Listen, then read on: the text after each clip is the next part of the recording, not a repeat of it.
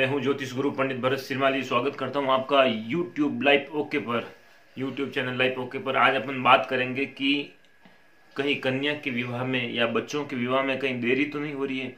यदि देरी हो रही है तो क्या करना चाहिए, क्या नहीं करना चाहिए, इसके लिए आज मैं आपको लेकर के आया हूँ। अपनी बच्ची के लिए श्रेष्ठ वर की तलाश के लिए, श्रेष्ठ वर की प्राप्ति हो उसके लिए क्या उपाय करना चाहिए, यदि बच्चा मांगलिक है तो क्या उपाय करना चाहिए। आज मैं जो भी आपको उपाय बताने के लिए जा रहा हूँ वो आप ध्यान पूर्वक सुनिएगा और पूर्ण रूप से सुनिएगा। और जो भी हो मुझे आप व्हाट्सएप पर ही संपर्क करें। मेरे बात करने का समय शाम दोपहर को 12 बजे से लेकर के शाम को 5 बजे तक का है। चलिए मैं आपके लिए जो लिख करके लाया हूँ वो आप ध्यान से सुनिएगा। श्रेष्ठ वर की प्राप्ति हेतु क्या उपाय करना चाहिए। जो लड़कियां चाहती है कि मुझे अपना जीवन साथी बहुत ही अच्छा मिले, जैसा वो कहे वैसा वह करे, तो उसके लिए मैं आपको बता देता हूं कि सुनिए ध्यान से। लड़की के माता पिता आदि कन्या के विवाह के लिए सुयोग्य वर की प्राप्ति से नियमित प्रयासरत रहते हैं। कभी कभी अनेक प्रयास करने पर भी तलाश नहीं कर पाते हैं। समझ गए ना। यदि किसी कन्या के विवाह में किसी भी कारण से अनावश्यक विलंब हो रहा हो, यदि किसी लड़की के विवाह में यदि विलंब हो रहा हो, एज बहुत बढ़ रही हो लेकिन उसका विवाह नहीं हो रहा है, बाधाएं आ रही हो, तो कन्या को स्वयं 21 दिनों तक निम्न मंत्र का उच्चारण प्रतिदिन 108 बार करना चाहिए। उसके उपरांत इसी मंत्र के अंत में स्वाहा शब्द लगा करके 11 आहुति, स्वाहा 11 आहुति शुद्ध घी शक्कर मिश्रित कर देना चाहिए।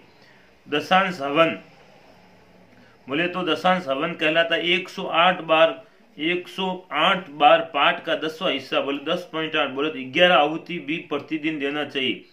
21 दिनों तक सिर्फ स्थान, समय और आसन निश्चित होना चाहिए। 21 दिन तक ये करना चाहिए। आसन निश्चित होना चाहिए, स्थान जहां पर पहले दिन बैठे उसी दिन वहीं पर बैठना है, दूसरे दिन भी उसी दिन वहीं पर बैठना है। कहने के बाद जो भी आपने निश्चित किया पहले दिन उसी के अनुसार कर्म वही चलना है।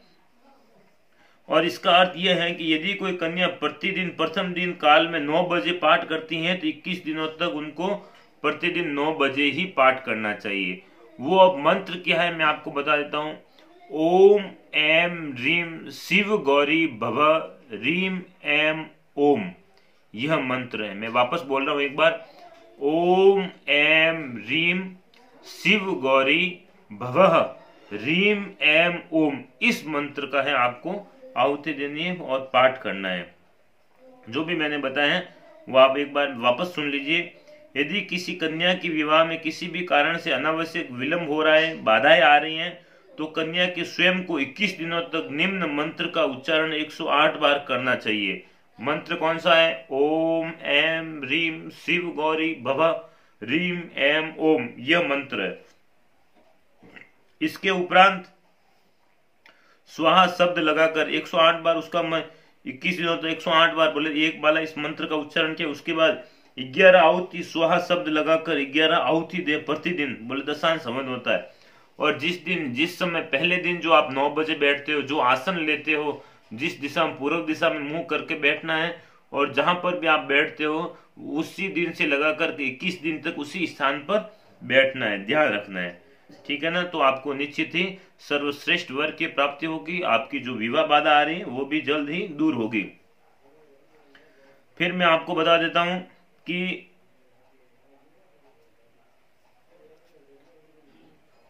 मनपसंद लड़की से विवाह कैसे किया जाए। मनपसंद लड़की से विवाह के लिए ठोस चांदी की 4 छोटी गोलियां शुक्ल पक्ष के प्रथम शुक्रवार के दिन सफेद कपड़े में लपेटकर हमेशा अपने पास रखें और 1 कप कच्चा दूध चीनी मिलाकर के प्रतिदिन पीपल के वृक्ष के जड़ में डाल दें। ध्यान रखना है, मैं एक बार वापस बता रहा हूं कि अपनी मनपसंद लड़की से शादी करने के लिए क्या करना चाहिए। मनपसंद लड़की से विवाह के लिए ठोस चांदी की 4 छोटी गोलियां बना दें, या फिर सुनार की दुकान पर मिल जाएगी, छोटी छोटी गोलियां बना दें, 4 गोलियां। और शुक्ल पक्ष के प्रथम शुक्रवार, कोई भी शुक्ल पक्ष आता है उसका प्रथम जो शुक्रवार होता है, सफेद कपड़े में लपेट कर हमेशा अपने पास रखें। सफेद कपड़े में लपेट लें और अपने पास रखें जेब में। और 1 कप कच्चा दूध चीनी मिला करके प्रतिदिन आपको है पीपल के वृक्ष के जड़ में डाल देना है, ताकि आपकी है मनोकामना अवश्य ही पूर्ण होगी। शादी में विघ्न न पड़ने के लिए क्या करना चाहिए मैं आपको बता दूं कि किसी की शादी लग गई, उनके घर वालों को डर है कहीं हमारी शादी में विघ्न न हो जाए तो उसके लिए क्या करना चाहिए।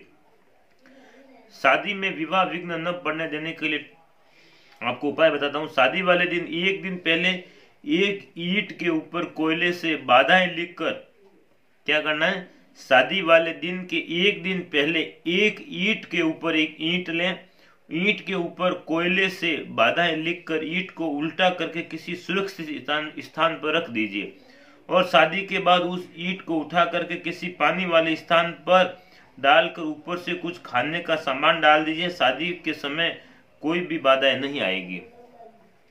जिसकी शादी हो रही है उसमें बाधाएं आ रही हैं तो उसके लिए जो ये मैंने आपको बताया है उपाय, ये आपको अवश्य ही संपन्न करना चाहिए ताकि आपके घर में कोई बाधा नहीं आएगी शादी से संबंधित।